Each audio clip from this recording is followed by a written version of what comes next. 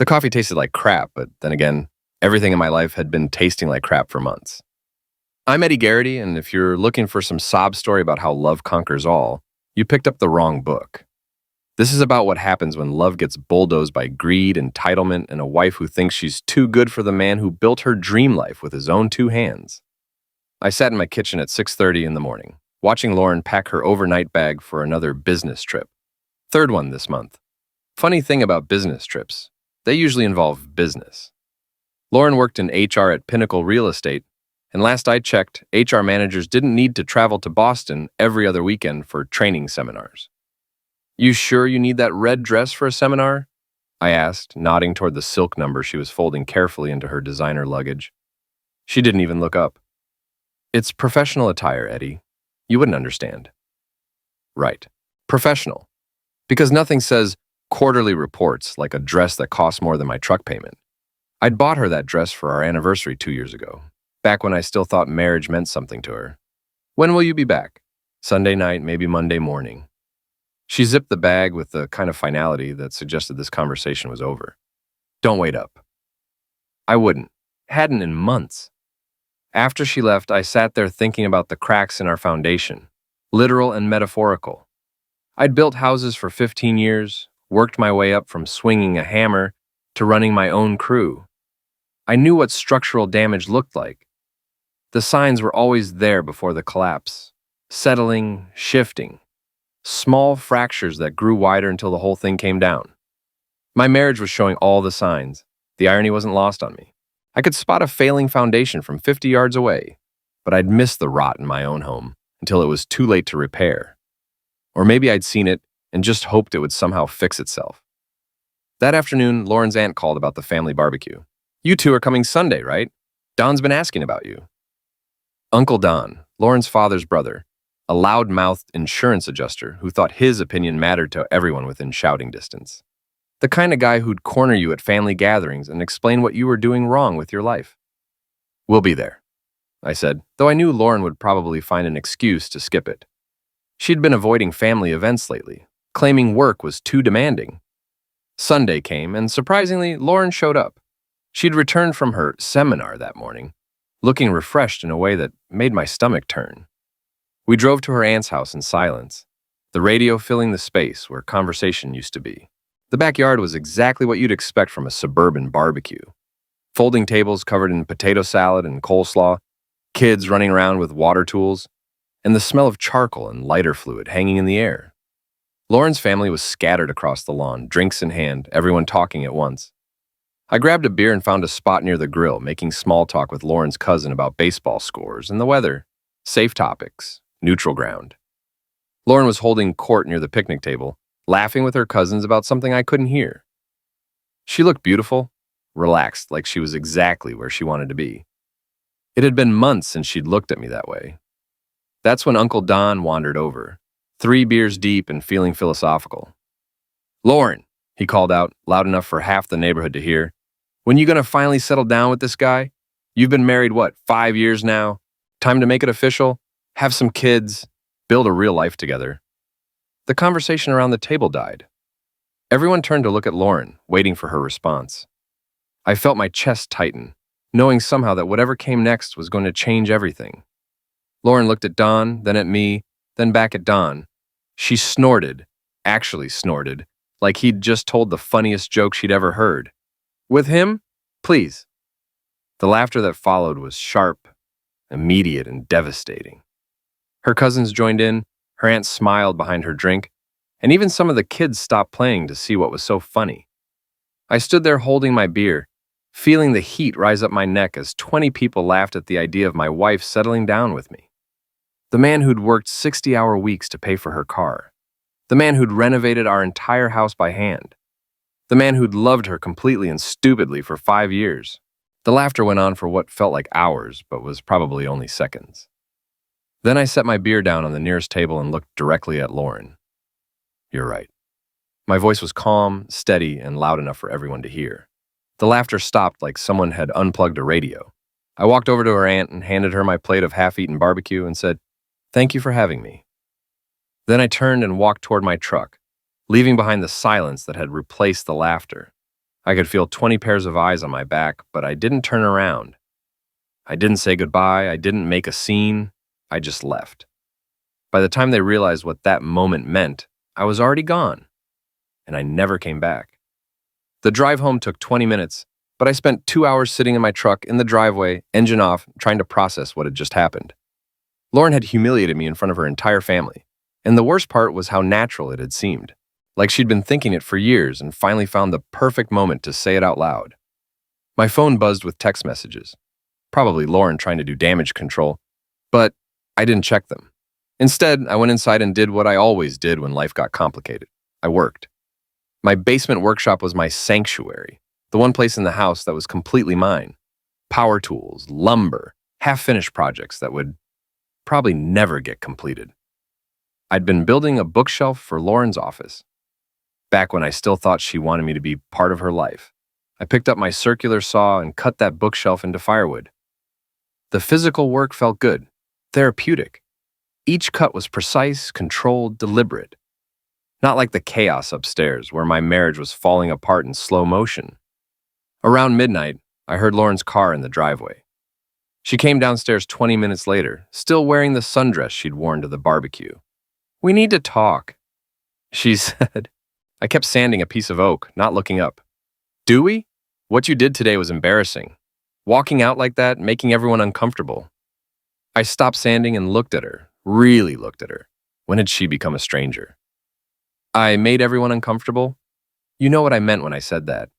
I was just joking around with Don. He always asks stupid questions. Were you joking? She hesitated for just a second too long. Of course I was. Then why aren't you laughing now? She didn't have an answer for that. Instead, she went upstairs, and I heard our bedroom door close, not slam. Lauren was too controlled for dramatic gestures, just a quiet, final click that somehow felt worse than yelling would have. I slept on the couch that night, and the next night, and the night after that. By Thursday, we'd settled into a routine of polite avoidance. Good morning. How was work? Pass the salt. The kind of conversations you have with a roommate you don't particularly like. That's when Mrs. Kowalski called. Mrs. K was our 70-year-old neighbor, a retired teacher who spent her days tending her garden and keeping track of everyone else's business. Normally, I found her nosiness annoying. That day, it was a gift. "Eddie, dear, I hope you don't mind me calling. I just thought you should know. Lauren had a visitor yesterday while you were at work." I set down my sandwich. A visitor? A man. Tall, well-dressed, driving one of those expensive German cars. He was there for about 2 hours. My stomach dropped. "Did you recognize him? I think he works with Lauren. I've seen him pick her up a few times when her car was in the shop." Brent Holbrook. I'd met him once at Lauren's company Christmas party, a slick real estate developer who wore $1,000 suits and talked about leveraging opportunities and maximizing potential. The kind of guy who'd never worked with his hands, but somehow made more money in a month than I made in a year. "Thanks for letting me know, Mrs. K. "I'm sorry, dear. I thought you should know." After I hung up, I sat in my kitchen staring at the wall, pieces clicking into place. The business trips, the new clothes, the way she'd been staying late at work, the way she looked at me like I was something she'd stepped in. I wasn't just losing my wife. I'd already lost her. I just hadn't been officially notified yet. That evening, I told Lauren I was working late and parked my truck 3 blocks away. Then I walked back to our house and let myself in through the basement window, a trick I'd learned as a teenager that came in handy when you wanted to surprise an unfaithful wife. I crept upstairs and heard voices in our bedroom. Lauren's voice, breathy and excited in a way I hadn't heard in months. And a man's voice, deep and confident and definitely not mine. "God, I've missed this," Lauren was saying. "Eddie's been so clingy lately, always wanting to talk about our relationship." "Forget about Eddie," the man replied. "You deserve better than some blue-collar nobody who thinks a nice dinner is Applebee's." I recognized the voice. Brent Holbrook, talking about me in my own bedroom while screwing my wife in my own bed. "I know," Lauren said. "I just need to figure out how to handle the divorce without losing everything. Eddie did all the work on this house, but my name's on the deed, too." "Don't worry about it. I know lawyers who specialize in this kind of thing. We'll make sure you get what you deserve." I'd heard enough. I backed down the stairs, slipped out the basement window, and walked back to my truck. My hands were shaking, but not from anger. From something colder, more focused. For the first time in months, I knew exactly what I needed to do. The next morning, I acted like nothing had happened. Made coffee, read the paper, kissed Lauren goodbye when she left for work. She seemed surprised by the kiss, but I just smiled and told her to have a good day. I had work to do. First stop was Big Mike's house. Mike Kowalski, Mrs. K's nephew, was my foreman and the closest thing I had to a best friend. 6'4", built like a linebacker, with hands the size of dinner plates and a loyalty that ran deeper than blood. "You look like crap," he said when he opened his front door. "I feel like crap, but I've got a plan to fix that." I told him everything. The barbecue, the conversation I'd overheard, Brent's expensive car in my driveway. Mike listened without interrupting, his face getting darker with each detail. "What do you need?" he asked when I finished. "Help with a little home improvement project." Mike grinned. "I like home improvement." The plan was simple, which made it beautiful. Lauren and Brent thought they were being clever, sneaking around behind my back. But sneaking only works when nobody's watching, and I'd made sure people were watching. Mrs. K was happy to help once I explained the situation. So was Sherry Martinez, who tended bar at the Rusty Hook and had a network of gossips that would make the CIA jealous. By Friday afternoon, half the neighborhood knew that Lauren Garrity was entertaining male visitors while her husband was at work. Saturday morning, I put phase 2 into motion. "I was thinking we should go to the Founders Day festival today," I told Lauren over breakfast. "We haven't done anything fun together in weeks." She looked suspicious. "Since when do you care about the Founders Day festival?" "Since I realized that we need to spend more time together. You were right about settling down. Maybe we should work on that." It was the right thing to say.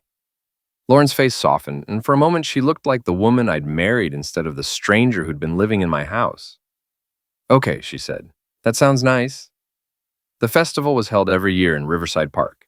A collection of food trucks, craft booths, and a small stage where local bands played covers of songs that were popular 20 years ago. The whole town showed up. Families with strollers, teenagers looking bored, old-timers complaining about how things used to be better. Perfect audience. Lauren and I walked around for an hour, sharing a funnel cake and pretending our marriage wasn't a smoking crater. She even held my hand, which would have meant something a week ago. Now it just felt like performance art. At 2 o'clock, Brent Holbrook showed up. He was exactly what you'd expect. Tall, tans, wearing khakis, and a polo shirt that probably cost more than most people's rent. He spotted Lauren immediately and started walking toward us with the confidence of a man who'd never been punched in the face. "Lauren, what a surprise seeing you here." His smile was perfect, practiced, the kind of smile that closed deals and opened legs. He completely ignored me, like I was part of the scenery. "Brent," Lauren said, and I could hear the nervousness in her voice. "This is my husband, Eddie." Brent extended his hand like he was doing me a favor. "Right, the contractor. Lauren's mentioned you." I shook his hand, squeezing just hard enough to let him know I wasn't impressed by his manicure. "Funny," I said. "She's never mentioned you." The lie hung in the air for a moment. Brent's smile flickered, and Lauren shot me a look that could have stripped paint. "Well," Brent said, "I should let you two get back to your festival activities." He started to walk away, but I wasn't done with him yet. "Actually, Brent, since you're here, maybe you could help settle an argument Lauren and I were having." Both of them turned back to me. Lauren looked like she wanted to disappear. "What kind of argument?" Brent asked. I pulled out my phone and opened the voice recorder app I'd used to capture their conversation in my bedroom. The audio quality wasn't perfect, but it was clear enough. "We were arguing about whether or not she's been faithful to our marriage," I said. "Loud enough for the families nearby to hear? Maybe you could weigh in on that." I hit play. Lauren's voice came through the phone speaker, breathy and excited. "God, I've missed this. Eddie's been so clingy lately." Then Brent's voice. "Forget about Eddie. You deserve better than some blue-collar nobody." The color drained from both their faces. The families around us had stopped eating their corn dogs and were staring openly now. Someone's teenager was already pulling out their phone to record whatever was about to happen next. "Eddie," Lauren whispered, "please don't do this here." "Do what?" I asked. "Play a recording of my wife and her boyfriend planning my divorce? Why shouldn't I do that here? You didn't seem to mind discussing it in my bedroom." Brent stepped forward, trying to look intimidating. "You need to calm down, buddy." "Buddy?" I laughed. That's interesting. Do you call all your friends' husbands buddy while you're screwing their wives? A woman nearby gasped and covered her child's ears. The teenager with the phone was definitely recording now. Perfect. This is insane, Brent said. Lauren, we don't have to listen to this. He grabbed her arm and started pulling her toward the parking lot. I followed, along with about 20 other people who suddenly found our domestic drama more interesting than the craft booths. Where are you going? I called after them. Don't you want to discuss our settlement? I heard you know some good lawyers. Brent spun around, his composure finally cracking. You're damn crazy, you know that? Maybe, but I'm not the one screwing someone else's wife. He took a swing at me. I'd been in enough construction site fights to see it coming from a mile away. I ducked, and Brent's perfectly manicured fist sailed over my head and connected with a tree branch. He screamed and grabbed his hand, probably breaking at least 2 fingers. The crowd was loving it. Phones were out everywhere now, recording Brent hopping around, holding his injured hand, while Lauren stood there looking like she wanted to die. You son of a witch, Brent snarled, cradling his hand. I'm calling the police. Good idea, I said. I'm sure they'd love to hear that recording too. That shut him up. Infidelity wasn't a crime, but it would make great evidence in a divorce proceeding, especially with about 50 witnesses and multiple video recordings. Security guards were heading our way, so I figured it was time to make my exit.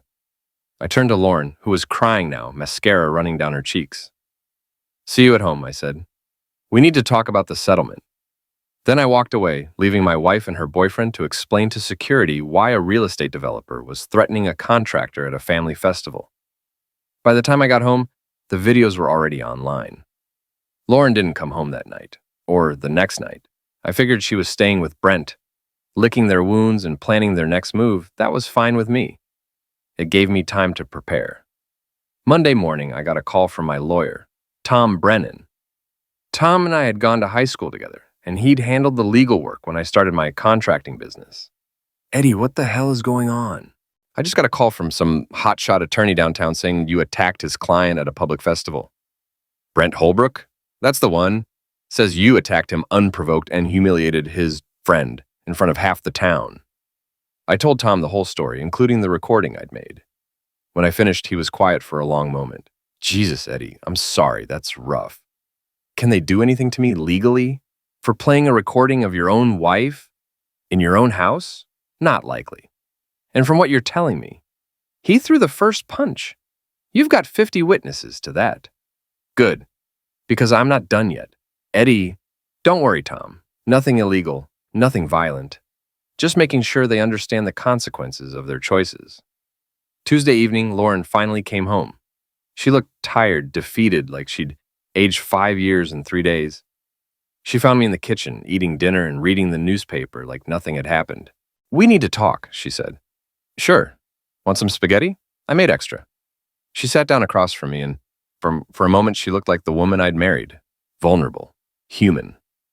Eddie, I'm sorry about everything, about what I said at the barbecue, about Brent, about the way I've been treating you. I kept eating.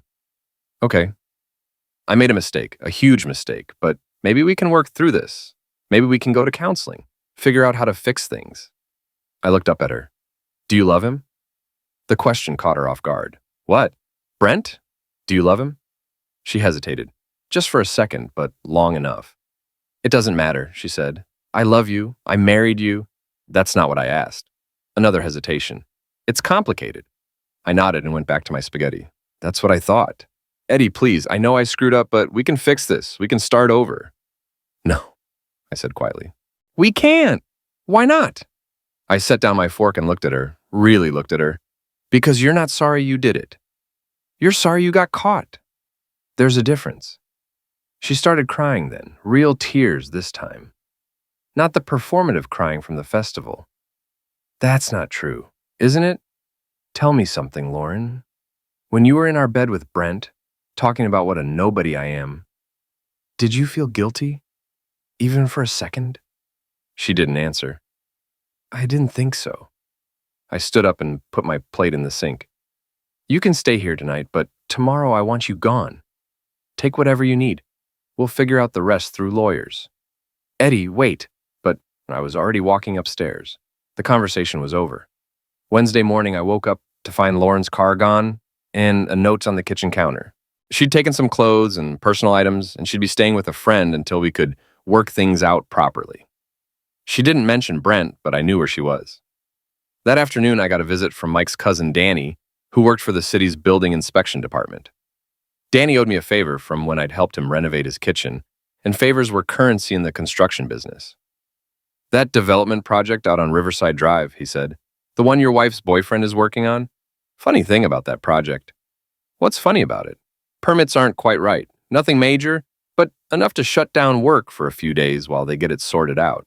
That's a shame. Yeah, real shame. Especially with all the overtime costs and deadline penalties. Could cost someone a lot of money. Danny left with a smile, and I made a mental note to help him with his bathroom renovation next month. Thursday evening, Mrs. Kowalski called with an update. That man with the fancy car, he's been coming and going all week. But today, he looked upset about something. Kept making phone calls and waving his arms around. Probably just work stress, I said. Probably. Oh, and Eddie, some of the other neighbors have been asking about you. They saw those videos online. Everyone's on your side, dear. That was good to know. In a small town, public opinion mattered. And public opinion was definitely not on Team Brent and Lauren. Friday night, I was having a beer at the Rusty Hook when Sherry Martinez gave me the update I'd been waiting for. Your wife's boyfriend came in here an hour ago, she said, wiping down glasses behind the bar. Drunk as a skunk, complaining about how his life was falling apart. What was he complaining about? Work problems, mostly. Something about permits and inspections. But he was also going on about some woman who was driving him crazy, making demands, talking about their future together. Their future? Apparently your wife has some big ideas about them moving in together, maybe leaving town, starting fresh somewhere else. He didn't seem too enthusiastic about the idea. I smiled. Thanks for the update, Sherry. Anytime, honey. And Eddie, that woman never deserved you. Saturday morning, I put the final phase of my plan into motion. I called Lauren's cell phone. She answered on the third ring, sounding cautious. Eddie? Hi, Lauren. I've been thinking about what you said, about working things out. Really? Really? Maybe we should meet somewhere and talk. Just the two of us. No lawyers, no drama, just an honest conversation about our marriage. I could hear the hope in her voice. I'd like that. How about the Riverside Motel? Room 237, tonight at 8? Why there? Because it's neutral territory, and because I want to make sure we won't be interrupted. She agreed, and I hung up feeling satisfied. The Riverside Motel was where Brent had been taking Lauren for their afternoon encounters.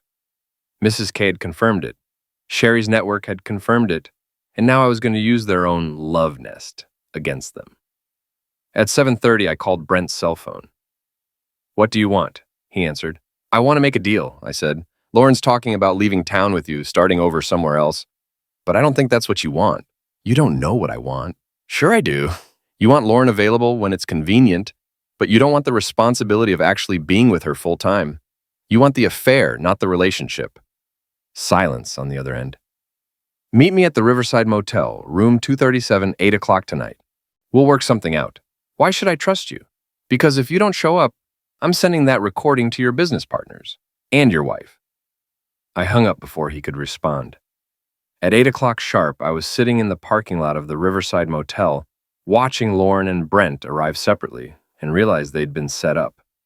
Through the window of room 237, I could see them arguing, gesturing wildly, trying to figure out what was happening. That's when Sherry arrived, with her camera crew.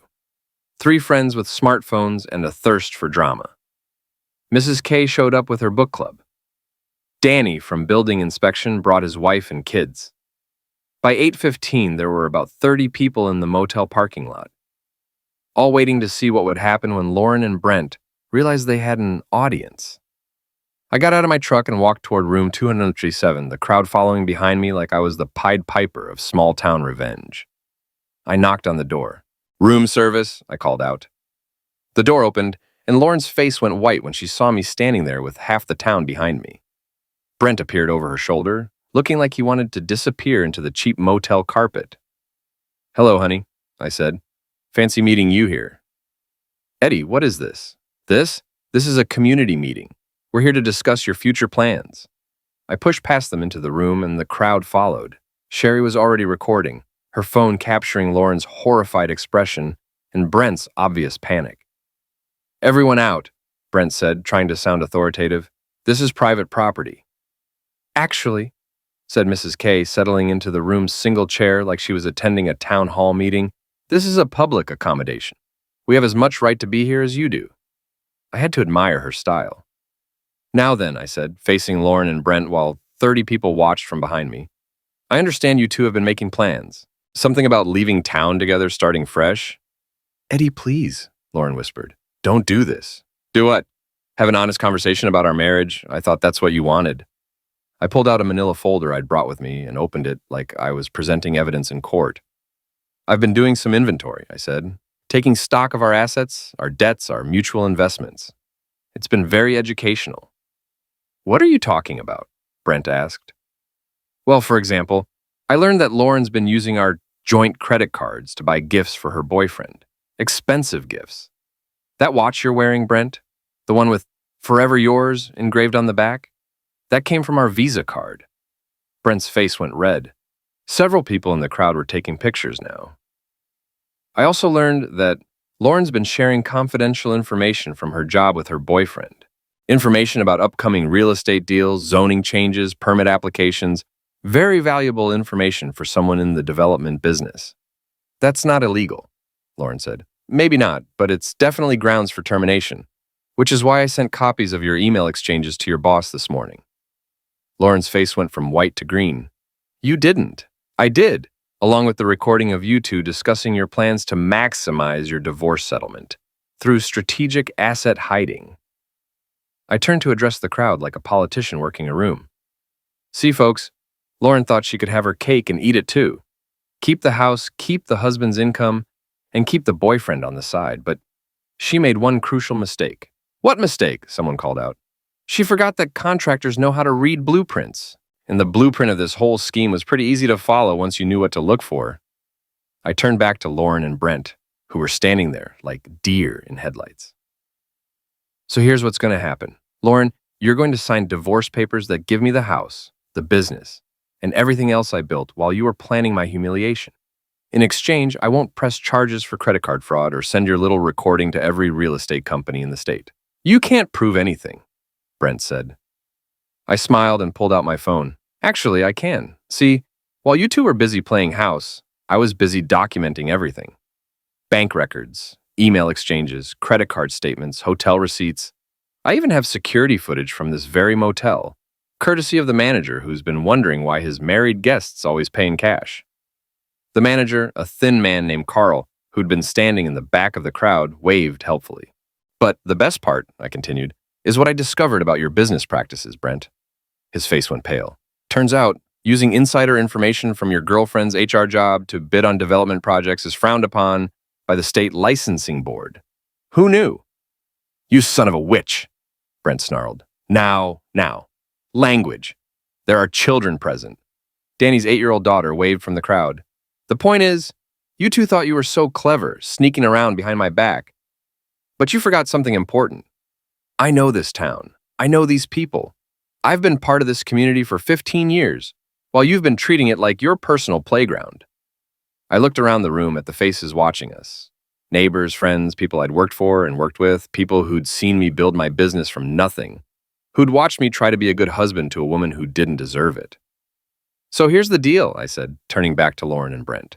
You can sign the papers and slink out of town quietly, or I can make this whole thing public in ways that will follow you for the rest of your lives. Your choice. Lauren was crying now, ugly tears that ruined her makeup and made her look older than her 32 years. Eddie, please, I know I made mistakes, but this is too much. You're destroying my life. No, Lauren. I'm just revealing the life you chose. There's a difference.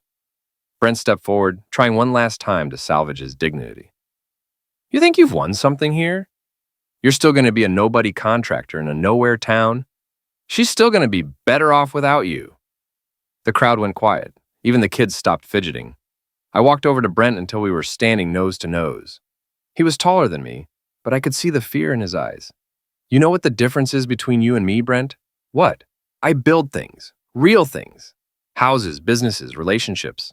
You just tear things down and sell the pieces. And when this is all over, I'll still be here, still building, still part of something bigger than myself. But you? You'll be just another cautionary tale people tell their kids about what happens when you think you're better than everyone else. I stepped back and addressed the room one final time. Show's over, folks. Thanks for coming. The crowd began to disperse, people filing out of the motel room and heading back to their cars. Sherry paused at the door and looked back at Lauren and Brent. "This'll be online in about 10 minutes, she said cheerfully. "Hope you don't mind going viral." When the room was finally empty except for the three of us, I pulled out a pen and set the divorce papers on the dresser. "Sign here, Lauren." She looked at the papers, then at Brent, then back at me. "What if I don't? Then tomorrow morning, everyone in town wakes up to see you and your boyfriend on the front page of the local newspaper. The headline will probably be something like, 'Local woman's affair costs boyfriend his business license.'" She signed the papers. I turned to Brent. "As for you, I'd suggest finding a new line of work and a new town. This one's not big enough for both of us." "This isn't over." "Yeah, it is." I picked up the signed papers and headed for the door. Then I stopped and looked back at them one final time. "Oh, and Lauren, that red dress you wore on your business trips, I donated it to Goodwill. Along with the rest of your wardrobe seemed like the right thing to do. I left them standing there in that cheap motel room, surrounded by the wreckage of their grand plan, and walked out into the parking lot where my real life was waiting for me. The next morning, I woke up in my own bed for the first time in weeks. The house felt different, bigger, cleaner, like someone had opened all the windows and let the stale air out.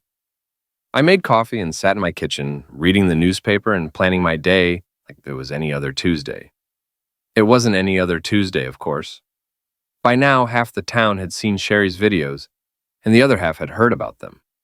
My phone had been buzzing with calls and texts since 6 a.m., friends offering support, clients checking to make sure I was okay, and a few reporters from the regional paper wanting to know if I had any comment on the motel confrontation that was trending on social media. I didn't have any comment. The story spoke for itself. Around noon, Tom Brennan called to tell me that Lauren's lawyer had already filed the signed divorce papers. No contest, no negotiations, no demands for alimony or property division. She wanted it over as quickly and quietly as possible. "She's also agreed to waive any claim to your business assets," Tom said. "Smart move, considering the alternative. What about Brent?" "Funny you should ask. I heard from a friend at the licensing board that they're opening an investigation into his business practices. Something about potential ethics violations and misuse of confidential information. Shame. Yeah, real shame. Oh, and Eddie, I also heard that Pinnacle Real Estate terminated Lauren's employment this morning. Apparently, they don't appreciate employees who share confidential client information with their boyfriends." After I hung up with Tom, I drove to the job site where my crew was framing a new house for the Hendersons. It felt good to be back to work, back to building something instead of tearing something down. Mike was waiting for me with a grin and a cup of coffee. "You're famous," he said, showing me his phone. "Sherry's video has been shared about 1,000 times since last night." "Great, just what I always wanted. Come on, admit it. You enjoyed every minute of that." I thought about it for a moment. "Yeah, I did." "Good. They had it coming." We spent the rest of the day working on the Henderson house, measuring and cutting and building something that would last. It was exactly what I needed. Honest work with my hands, creating something useful and permanent. Around 5 o'clock, Mrs. Kowalski called with an update. "They're gone," she said. "Lauren came by this morning with a moving truck. Took some boxes and furniture, but not much. And that man with the fancy car, he was there too, but they weren't talking to each other. Looked like they were arguing." "Actually." "Arguing about what?" "Hard to say, but it didn't look friendly." She kept pointing at him and shaking her head, and he kept looking at his phone like he was expecting bad news. I wasn't surprised. Nothing bonds two people like shared humiliation and mutual blame.